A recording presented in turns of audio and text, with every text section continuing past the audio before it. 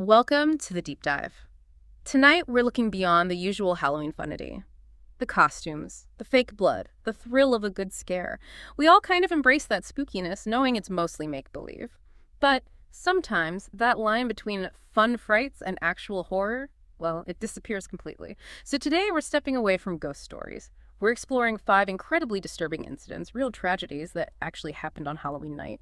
Our source for this is a YouTube transcript called Top 5 Horrifying Halloween Night Killings.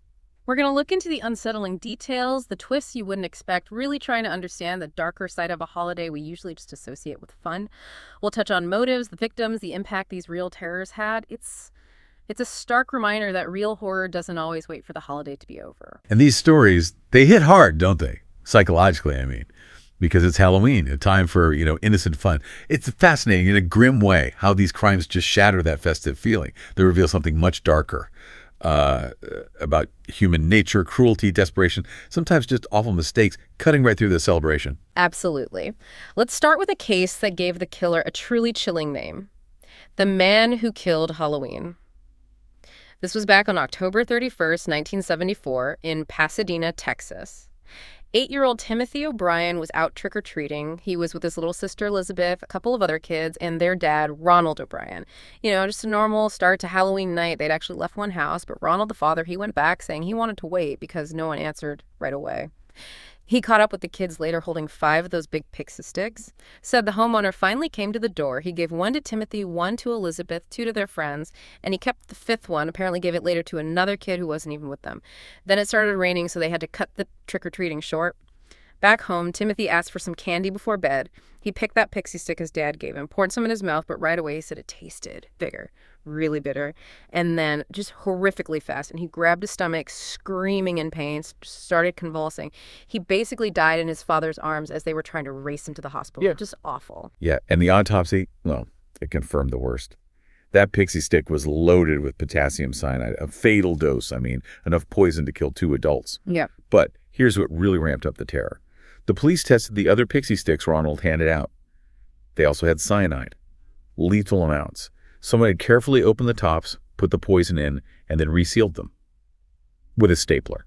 Clearly deliberate. Oh my God. You can just imagine the panic, right? The whole community terrified. Parents were bringing bags of candy back to the police thinking some maniac was just randomly poisoning kids. That was the initial fear. Exactly. That was the immediate assumption. A random, horrifying attack on children. But then things started to not add up. And this is the twist that makes it so much darker.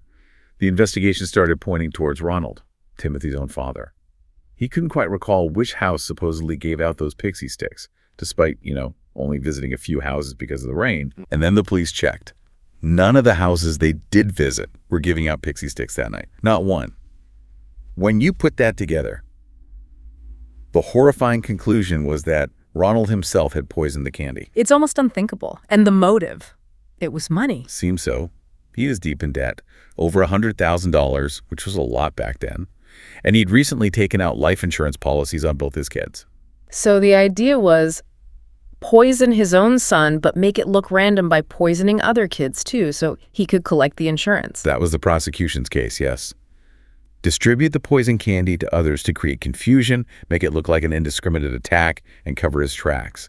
And the evidence at trial was damning. Turns out Ronald had been asking around, asking chemists about buying cyanide, even asking about lethal doses. Wow. Yeah, and people who knew him, friends, coworkers, they testified he'd shown this weird interest in poisons in the months leading up to it. It just raises such disturbing questions, doesn't it? How a parent could even conceive of doing that, let alone carry it out.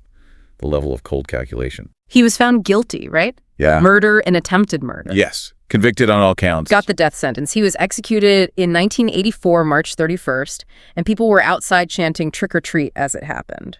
A grim end to a story that really shook people's faith in the safety of the holiday.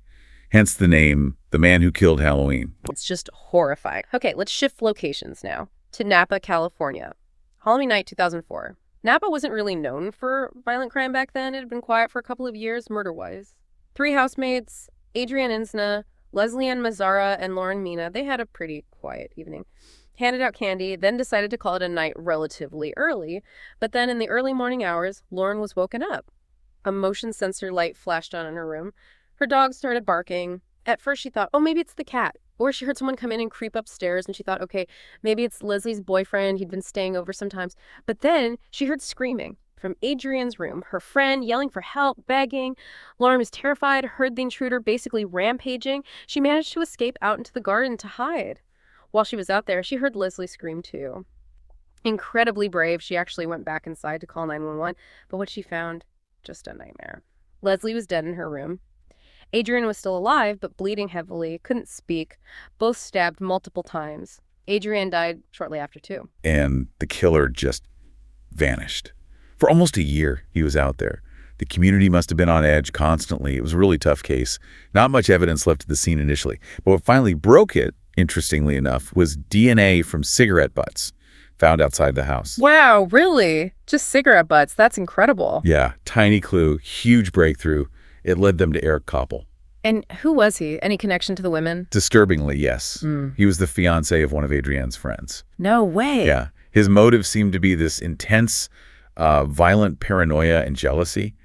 He apparently got obsessed with the idea that Adrianne was somehow interfering in his relationship with his fiancée, Lily. That's terrifying. And didn't Lauren, the survivor, say something about him beforehand? That's one of the most chilling parts. Lauren later described him as just a nice, shy guy. He even went to the candlelight vigils held for Adrianne and Leslie. Stood there, mourning with everyone else, and nobody suspected a thing. Oh, that's just bone-chilling. Being right there. It really makes you think, doesn't it? Yeah. How well do we actually know the people around us? That disconnect between the outward appearance and what someone is capable of. Yeah. It's deeply unsettling. Lauren's words about it stick with you, too. She says, still I can't sleep.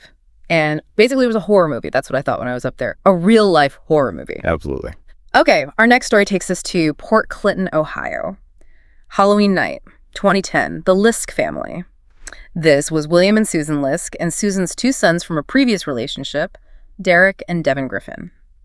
Devin, who was 16 at the time, made a decision that evening that probably saved his life. He decided to go to a church event instead of staying home. When he got back later that night, he walked into absolute horror. His stepfather, his mother, his brother, they were, as reports said, strewn across the home, their corpses a bloody mess. Can you even admit, his first reaction apparently was just utter disbelief. He thought maybe it was some kind of sick, elaborate Halloween prank, like they were playing dead. Oh, God. Yeah. But the reality sunk in very quickly. They'd all been bludgeoned to death.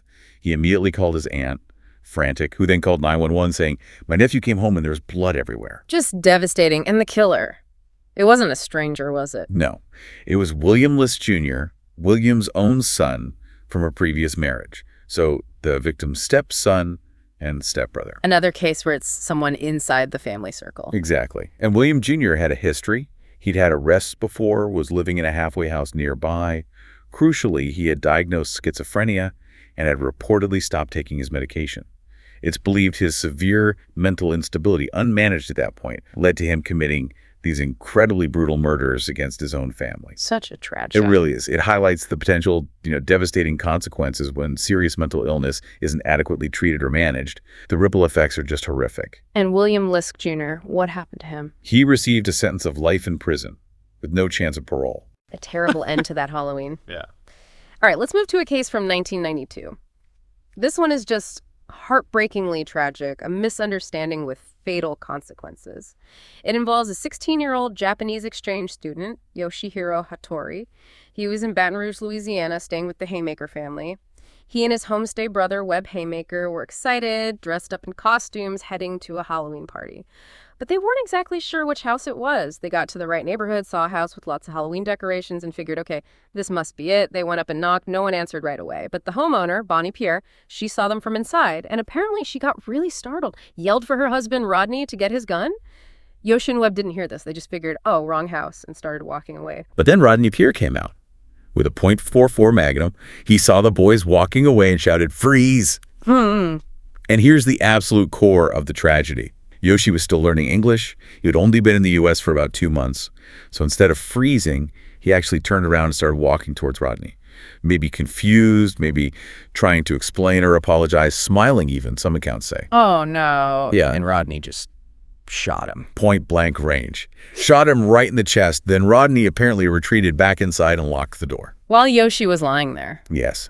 Webb Haymaker, his homestay brother, was obviously frantic. Ran to a neighbor's house, screaming for help. The neighbor came out, called 911. But while they were trying to help Yoshi, Bonnie Pierre allegedly shouted from inside her house, "Go away." That's unbelievable. The bullet had hit Yoshi's lung. He died on the way to the hospital. Only 16. Just a terrible, terrible outcome from a moment of fear and miscommunication. What happened legally? I mean, shooting an unarmed kid who knocked on your door? Well, Rodney Pierre argued self-defense. He invoked Louisiana's Castle Doctrine law, basically saying he felt threatened on his property, and the jury acquitted him of manslaughter. It caused a huge outcry, as you can imagine. I bet. Yoshi's parents did pursue a civil suit, and they were awarded $650,000 in damages. The reports say they only ever collected about $100,000 of it. It really ignited a lot of debate about self-defense laws and gun ownership. And didn't this case have a bigger impact, too?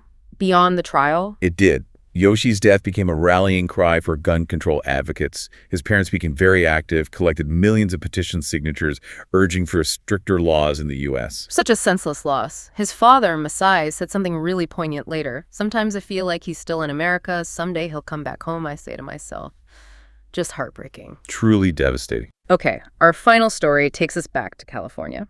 Pasadena again, actually. Halloween night, 1993.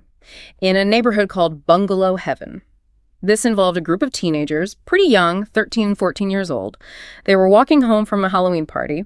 Apparently, they were quite tall for their age, and they were wearing masks, bandanas, typical Halloween stuff. But tragically, that disguise played a part in what happened next. As they were walking, just heading home, they were ambushed, shot at by a group of men hiding nearby. It was essentially a revenge shooting they walked right into. Yeah, and the motive was just awful. It was purely mistaken identity. The shooters were members of a local gang. Earlier that same day, someone from their gang had been killed, allegedly by rivals. So these guys were out for revenge. They saw this group of teens, masked up, tall, walking through the neighborhood, and they tragically mistook them for the rival gang members responsible for the earlier killings. So they just opened fire. On kids. Unleashed a barrage of bullets. The scene was described as horrific pavement, covered in trick-or-treat candy and blood. It wasn't targeted at them specifically, but it was indiscriminate violence born from that terrible mistake. They were just in the wrong place at the wrong time, looking tragically like someone else. How many were hurt? 6 boys were shot. 3 of them died. Edgar Evans, Stephen Coates, and Reggie Crawford. All just 13 or 14 years old. Just kids. Gone. Yeah. Because of mistaken identity in a gang war they had nothing to do with. Exactly. The convicted shooters were identified as Carl Holmes, Lorenzo Alex Newborn, and Herbert Charles McClellan Jr. It's just another terrible example of how that cycle of gang violence pulls innocent people, often young people, into its vortex with devastating results. And the shooters, their reaction during the trial was pretty disturbing too, wasn't it? Extremely. Reports in the trial describe them as completely defiant and remorseless, insulting the judge, the jury, even threatening court officers. Apparently they were laughing about it. Showed absolutely zero regret for killing 3 teenagers. That's chilling. It really is. The judge, when sentencing them to death, made a point of mentioning their cruelty and callousness and sophistication. Yeah. He said they intentionally extinguished the budding lives of 3 young men of great promise, then drove away giving a thumbs-up sign bragging of their deeds. Just paints a picture of profound disregard for human life. Wow. These 5 stories are just incredibly grim. All happening on Halloween, a night meant for fun scares. It really underscores that while we look for thrills in haunted houses and horror movies, sometimes the most terrifying monsters aren't make-believe at all. They're tragically real. Absolutely. You see everything from, calculated betrayal within a family to fatal misunderstandings to just brutal random violence. It's a potent reminder that even amid celebration, that darker side of humanity can emerge. Vigilance, maybe, understanding. It feels like sometimes that's all you have against the truly unexpected. It's certainly a sobering thought. Even on the brightest, most festive nights, darkness can find a way in. Makes you think, doesn't it? What really defines a monster? Thank you for joining us on this difficult, but I think important deep dive. If you're interested in exploring more unsettling real-world cases and true crime stories, be sure to check out our channel, Horror Docs. Please like, share, and subscribe if you found this valuable. We appreciate you listening.